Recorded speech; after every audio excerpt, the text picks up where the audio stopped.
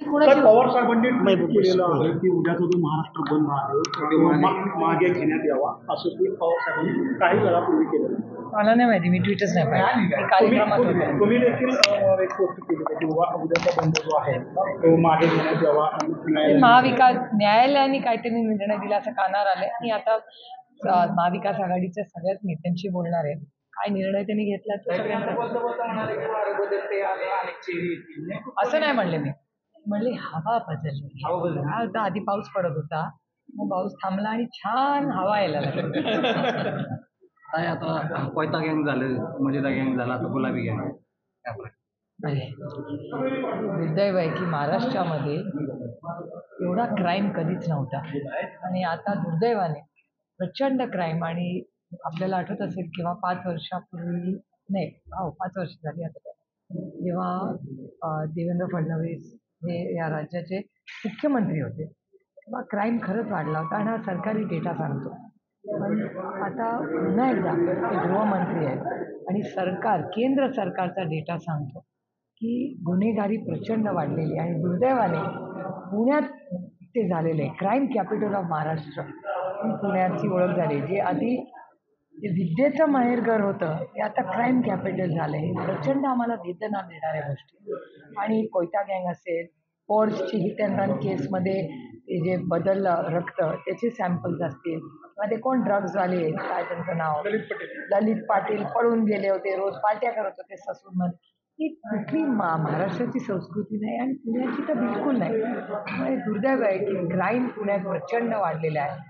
आज जी अत्यंत अस्वस्थ करणारी दौंडची घटना, आणि दौंडच्या घटनेत मी आवर्जून तुम्हाला उल्लेख करेन की दौंडची जी दुर्दैवी घटना झाली त्याच्यामध्ये पुणे पोलीस म्हणजे पुणे ग्रामीण, पुण्याचे SP आणि पुणे ग्रामीणचे पोलिसांनी जे पालकांना आणि संस्थेला जे सहकार्य केलं याबद्दल मी पुणे ग्रामीणच्या सगळ्या पोलीस यंत्रणेचे मनपूर्वक आभार मानते. कारण जी दुर्दैवी गलिच्छ घटना ही जी झालेली आहे त्याच्यात पटकन अटक झाली, कंप्लेंट केल्या अटक झाली. त्या नराधामाला आणि त्या ज्यांना माहिती होतं त्यांनी या गोष्ट दाबण्याचा प्रयत्न केला, त्या सगळ्यांना तातडीने अटक झाली. आमची सरकारकडे मागणी आहे की फास्ट ट्रॅक कोर्ट करून या पुण्याची दौंडमध्ये झालेल्या घटनेची पूर्ण इन्क्वायरी तातडीने झाली पाहिजे. काही मुख्यमंत्री पदावरून महाविकास आघाडीकडे दिल्यानंतर पाहिल्यानंतर उद्धव ठाकरेंच्या नावाचा चेहरा जो आहे त्याची पसंती पुढे जास्त आणि आता काँग्रेस पदावर राष्ट्रवादीचे नेते देखील कुठे कुठे जायला तुम्हाला सगळं आमचं पण तुम्हीच ठरवणार.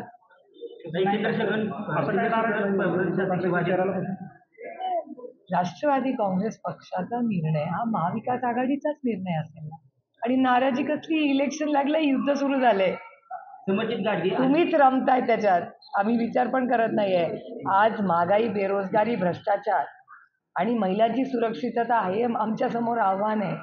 आणि महाविकास आघाडीचं सरकार आल्यानंतर लाडकी बहिणीची योजना आम्ही सुरू ठेवणार, पण त्याबरोबर सुरक्षित महिला आणि लेख योजना आणि बहीण योजनाही आम्ही चालू करतो. काही समर्जित गाडगेंनी आज भाजप सोडून घेतलेली आहेत पश्चिम महाराष्ट्रामध्ये मोदी यानंतर आता नंबर पुन्हा असेल कारण म्हटल्यानंतर नंबर झालं चर्चेत. समर्जित घाडगे हे माझे त्यांचे अनेक वर्षाचे अतिशय चांगले वैयक्तिक संबंध आहेत. जरी ते भारतीय जनता पक्षात असले, ते कर्तृत्ववान युवा म्हणून माझ्या त्यांच्याकडून खूप अपेक्षा आहेत. आणि आज ते राष्ट्रवादी काँग्रेस पक्षात येत आहेत. खरंच आम्हाला सगळ्यांसाठी खूप आनंदाची आणि समाधानाची गोष्ट. आणि माझ्या त्यांच्याकडून खूप अपेक्षा आहेत. याच्याबद्दल प्रदेशाध्यक्ष बाळासाहेब बावनकुळे असं म्हणाले की जर स्टँडिंग जागा ह्या त्याच पक्षाला मिळणार आहेत महाविकासच्या, हर्षवर्धन पाटील जिल्हे जातील जिल्हे जावे स्टँडिंग जागा हायत्यालाच मिळणार आहेत. जिथे जातील तिथे जावं असं म्हणाले. हा म्हणजे ज्याला जायची इच्छा आहे तिला जायचं असेल ते जाऊ शकते, ज्याला जायचं असेल तिथे जा असं म्हणाले. आपले रामकृष्ण हरी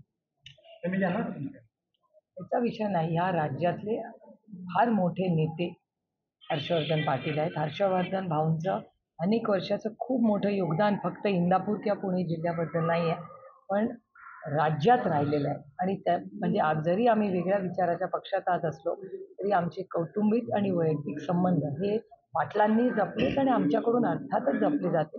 कारण का आमचे ऋणानं बंध 5-6 दशकाचे आहेत त्या कुटुंबाबरोबर. आणि हे दुर्दैव आहे की भारतीय जनता पक्ष हे जर हर्षवर्धन भाऊंचा असा अपमान किंवा सगळ्याच पदाधिकाऱ्यांबद्दल इतका अपमानास्पद बोलत असते, हे अतिशय दुर्दैवी आहे की भारतीय जनता पक्षाला आम्ही एक सुसंस्कृत पक्ष समजत होतो. पण पुन्हा एकदा त्यांनी दाखवून दिलं की हे नवीन भारतीय, ओरिजिनल भारतीय जनता पक्ष कधीच असा नव्हता.